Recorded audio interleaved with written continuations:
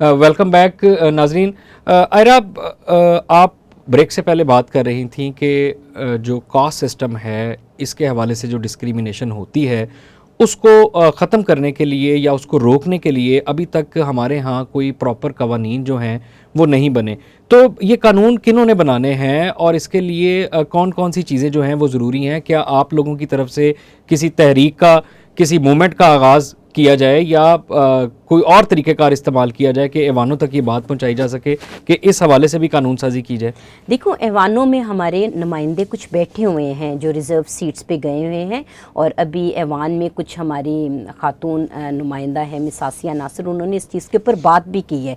तो मेरे ख्याल से हर एंगल से हमें बात उठाने की ज़रूरत है। मीडिया अपनी जगह उठाए, सिलेबस जो है, सिलेबस में अगर कहीं सोशल डिस्क्रिमिनेशन है जो अक्सर स्टडीज़ बताती हैं हमें कि स्कूल टेक्स्ट बुक्स में ऐसे कोई मवाद मौजूद है जो डिस्क्रिमिनेशन करती है सर्टन ग्रुप को या कम्युनिटी को, उसको हटाया जाए। अवानों में लोग बात इसके ऊपर ज़्यादा करें, फिर ही तमाम हर तरफ से जब कोशिश होगी तो ये बात को टेबल पे लाया जाए और इसका कोई हल की तरफ सोचा जाए। तो अक़लियती कम्युनिटी के नुमाइंदे भी ऐवानों में मौजूद हैं। कामरान माइकल साहब को देख लें या ताहिर खलील सिंधु साहब को देख लें या इस तरह के बेशुमार हर दौरे हुकूमत में अक़लियतों की तरफ से नुमाइंदे ऐवानों के अंदर मौजूद होते हैं, लेकिन ये नुमाइंदे भी कोई ऐसी हरकत में इस वाक़े को लेकर भी नज़र नहीं आए। सिंध गवर्नमेंट इसको लेकर एक्टिव ज़रूर नज़र आई है, लेकिन जो आपके स्पेसिफ़िक नुमाइंदे थे जो अक़लियतों को रिप्रेजेंट कर रहे थे, इनकी तरफ से ना तो मैंने तो अभी तक इनके हवाले से ना कोई स्टेटमेंट अखबारों में पढ़ी है, ना कोई ये एहतजाज करते नज़र आए हैं, ना ये इरफान मसीह के जो अहल खाना है उनके साथ ताज़ियत करते हुए नज़र आए हैं। तो ये इसको भी तो देखने की ज़रूरत है ना। बिल्कुल, देखें, ये जो अक़लियती नुमाइंदे हैं ये रिज़र्व सीट्स पर हैं, तो आई थिंक वहाँ जब आप रिज़र्व सीट्स पर होते हो तो बहुत कम शायद उनके पास स्पेस नहीं है या उनको अपनी पार्टी की पॉलिसी को टो करना पड़ता है। जो कई हैं हमारे, मतलब ये मुश्किलात भी हैं कि जो अक़लियती नुमाइंदे गए हुए हैं वो किस तरह की सिलेक्शन प्रोसेस से गुज़र के गए हैं। क्या सिर्फ एक शो पीस की तरह कॉस्मेटिक प्रेजेंस तो नहीं दे रहे कि क्योंकि आप क्रिश्चियन हो तो आप मेंबर बन जाओ इस रिज़र्व सीट्स पर। ये जो हमारी पॉलिटिकल पार्टीज़ हैं, पॉलिटिकल एक्टिविज़म में हम भी एंगेज होने की हम चाहते हैं कि ये इश्यूज़ पॉलिटिकली एंगेज किए जाएं, लेकिन क्या ये जो अक़लियती नुमाइंदे हैं इनका क्या सिलेक्शन प्रोसेस है? ये किसी की लाइक्स और डिसलाइक्स पे अगर वहाँ बैठे हुए हैं तो वो इनसे फिर क्या ये बोलेंगे? और जहाँ तक मुझे इन्फॉर्मेशन है, आसिया नासिर ने इसके ऊपर ऐवान में आवाज़ उठाई है, वो बात कर रही हैं, लेकिन बाकी जो दूसरे हैं वहाँ उनकी तरफ से PMLN के कुछ जो दो लोग हैं, कामरान माइकल या ताहिर खलील सिंधु, मेरे ख्याल से वहाँ। अच्छा, एक और इसमें हम बात करते हैं कि रिज़र्व सीट्स के हवाले से एक मजमूई तासर दिया जाता है कि शायद रिज़र्व सीट पे जाने वाला, जो असेंबली तक पहुंचने वाला जो मेंबर है, MPA है, उसके पास वो तमाम असर रसूख नहीं होता जो एक रेगुलर MPA के पास होता है या MNA के पास होता है। लेकिन हम अगर पाकिस्तान के कानून को स्टडी करते हैं तो उसके अंदर कोई ऐसी चीज़ नहीं है कि रिज़र्व सीट वाला जो MPA है या रिज़र्व सीट पे जो नुमाइंदा, अवामी नुमाइंदा बैठा है, वो बोलेगा नहीं या उसकी आवाज़ को जो है वो दबा दिया जाएगा। मिनॉरिटीज़ के हवाले से तो ये लोग ही बहुत थोड़े से हैं, अगर ये बोलें तो मेरा नहीं ख्याल कि इनकी जो आवाज़ है वो कहीं पर दबाई जाएगी। ये तो ऐवानों में बैठे हैं। देखिए, बिल्कुल ऐवानों में बैठे हैं, लेकिन हमें ये देखने की ज़रूरत है ये कौन सी पार्टी की कौन सी पॉलिटिक्स को फॉलो कर रहे हैं अपने। इनमें से ये बोलें या ना बोलें, क्या इनका इतना वेटेज है या सिर्फ ये बोल के वहाँ सिर्फ कॉस्मेटिक प्रेजेंस दिखा रहे हैं? अभी जो है, मैं बिल्कुल मशरूत इंतखाबात, जॉइंट इलेक्टोरेट को सपोर्ट करती हूँ, हमेशा जॉइंट इलेक्टोरेट होने चाहिए, बट जो रिज़र्व सीट्स पे लोग आते हैं उनकी भी कोई वेटिंग होनी चाहिए, उनकी भी कोई सिलेक्शन प्रोसीजर होना चाहिए ताकि वो खुल के बात कर सकें, उनके पास एक अपनी स्पेस हो। और अच्छा, इसमें एक चीज़ हम अभी पार्टीज़ के हवाले से, पार्टीज़ की पॉलिसीज़ के हवाले से बात कर रहे थे कि शायद कुछ पॉलिटिकल पार्टीज़ ऐसी हैं जिनकी पॉलिसी शो तो जो दिखाते तो हैं कि हम अक़लियतों के अलमबरदार हैं, हम अक़लियतों के तहफ़्फ़ुज़ के लिए काम कर रहे हैं, लेकिन प्रैक्टिकली वो ऐसा करते नज़र नहीं आते। आपको अभी तक आप का मजमूई तासुर इन तमाम पॉलिटिकल पार्टीज़ में क्या रहा है कि जो मिनॉरिटीज़ हैं वो ज़्यादा कंफर्टेबल किस हुकूमत में रही हैं? पीपल्स पार्टी की हुकूमत में रही हैं, PMLN की हुकूमत में रही हैं, या जो तहरीक इंसाफ है, गो के अभी तक हुकूमत में आई नहीं है लेकिन खैबर पख्तूनख्वा में अपनी हुकूमत बनाई है, ज़ाहिर है वहाँ पर भी अक़लियतें रहती हैं, वो ज़्यादा कंफर्टेबल? देखिए, मैं यहाँ बैठी हुई हूँ तो एज़ अ अक़लियती तो बैठी भी हूँ, बट एज़ अ पाकिस्तानी भी बैठी हुई हूँ। तो मेरे नहीं ख्याल से अक़लियतों को सिर्फ अक़लियती लेंस से हमें पॉलिटिकल पार्टीज़ को देखना की ज़रूरत है। हम उनके पॉलिटिकल मैनिफेस्टोज़ पढ़ते हैं, उसमें बहुत अच्छे मैनिफेस्टोज़ हैं। तकरीबन तमाम पार्टीज़ ने लिखा हुआ है कि जी हम ये नॉन मुस्लिम्स जो सिटीज़न्स हैं इनको भी इक्वल सिटीज़नशिप दें, समझते हैं, और ये हैं, ये क्या दें, हम तो इक्वल सिटीज़न्स हैं। आयरा, अक़लियतों के नुमाइंदे भी असम्बलियों में मौजूद हैं, ऐवानों में मौजूद हैं, अभी तक उनकी जानिब से कोई हमें ऐसा नज़र नहीं आता कि वो कोई बड़े अक़लियतों के हकूक़ को लेके बाआवाज़े बुलंद सामने आए हों। अक़लियतों के लिए हुकूमतों ने यकीनी तौर पर फ़ंड्स भी रखे होंगे, अक़लियतों के लिए हुकूमतों की जानिब से सब्सिडी प्लान्स भी होंगे, अक़लियतों के कोटे हर हुकूमत के अंदर मौजूद होते हैं।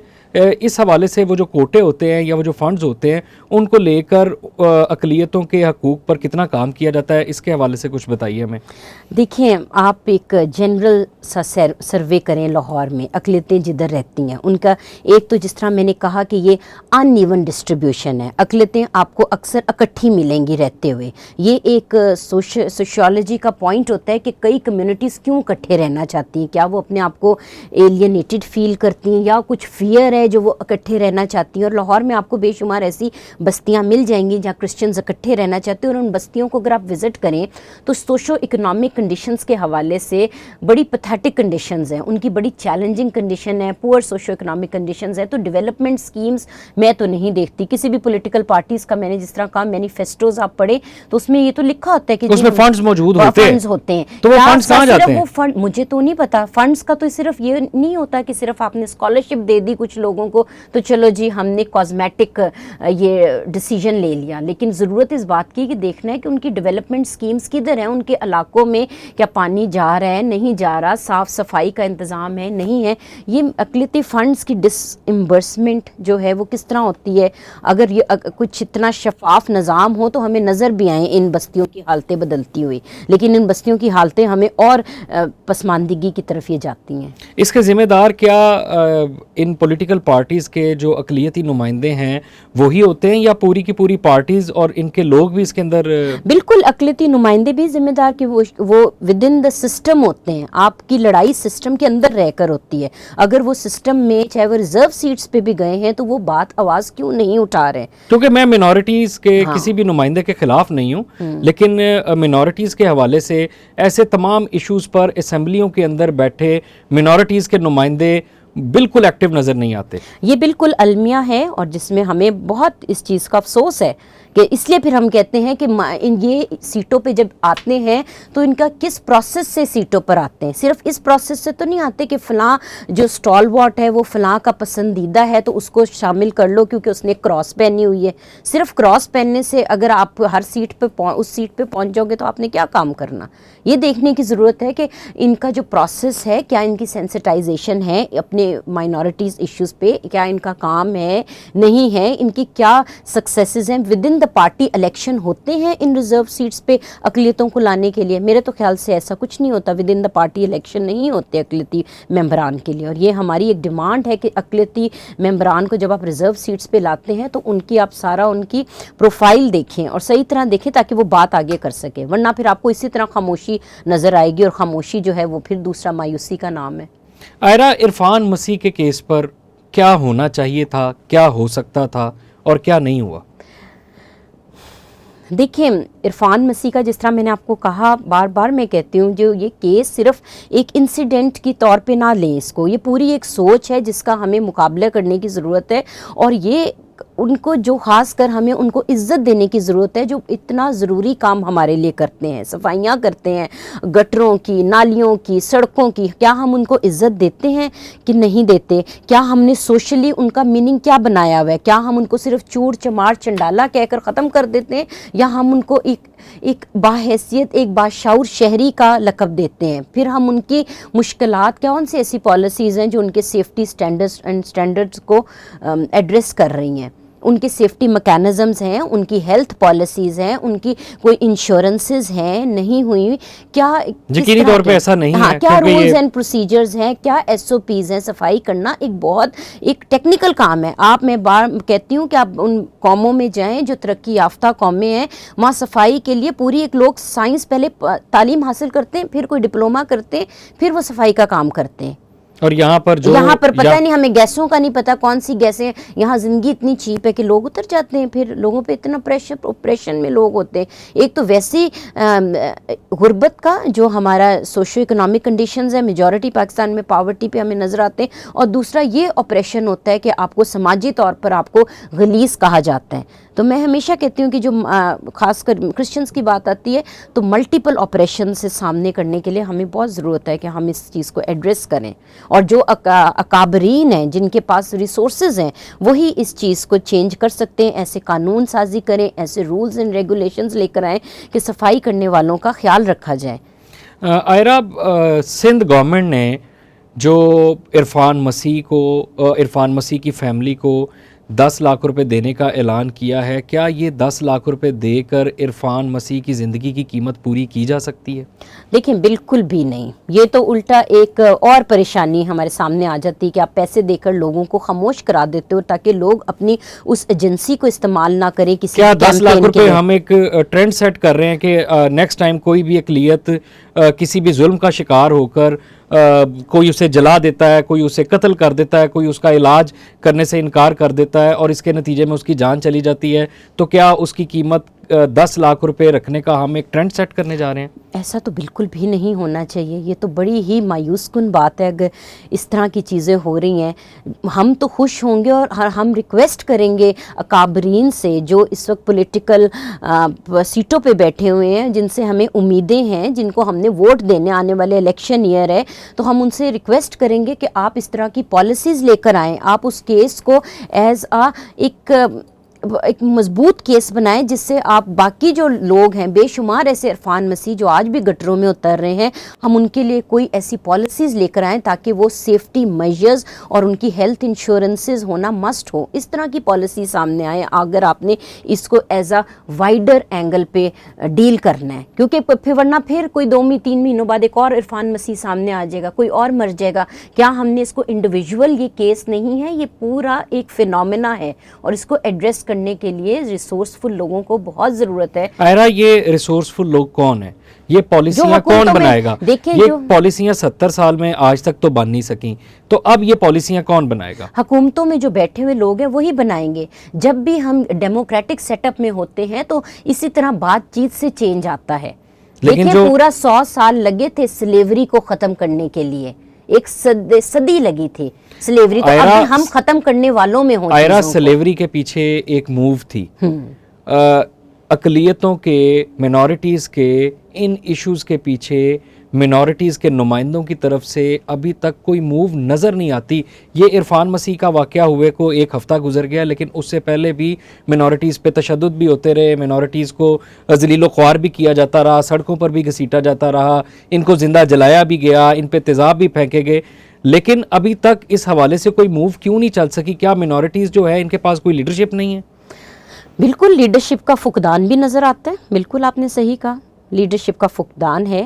اور یہ جو صرف ہم اپنی, مجھے تو یہ سمجھ نہیں آتی کہ کیا ہمارے ساری ہوپس اپنے مائنورٹی ریپریزنٹیٹیو کے ساتھ کیوں جڑے ہوئے ہیں.